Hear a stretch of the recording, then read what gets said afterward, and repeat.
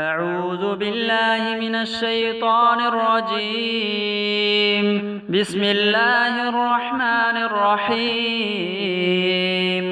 يا أيها الذين آمنوا كتب عليكم الصيام كما كتب على الذين من قبلكم لعلكم تتقون أياما معدودات فمن كان منكم مريضا أو على سفر فعدة من أيام أخر وعلى الذين يطيقونه فدية طعام مسكين فمن تطوع خيرا فهو خير له وأن تصوموا خير لكم إن كنتم تعلمون.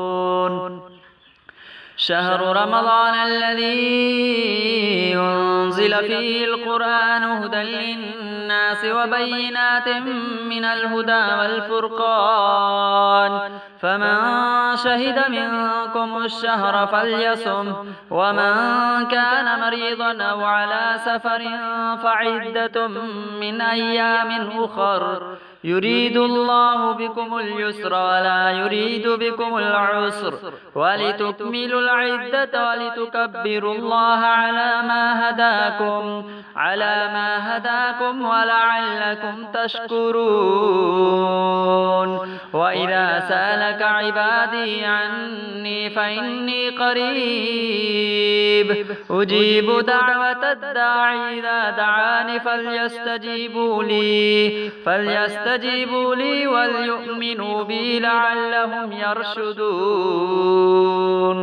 أحل لكم ليلة الصيام الرفث إلى نسائكم هن لباس لكم وأنتم لباس لهن علم الله أنكم كنتم تختانون أنفسكم فتاب عليكم وعفى عنكم فالآن باشروهن وابتغوا ما كتب الله لكم وكلوا واشربوا حتى يتبين لكم الخيط الأبيض من الخيط الأسود من الفجر ثم أتموا الصيام إلى الليل ولا تباشروهن وأنتم عاكفون في المساجد تلك حدود الله فلا تقربوها كذلك يبين الله آياته للناس لعلهم يتقون. ولا تأكلوا أموالكم بينكم بالباطل وتدلوا بها إلى الحكام لتأكلوا فريقا من أموال الناس بالإثم وأنتم تعلمون. صدق الله العظيم.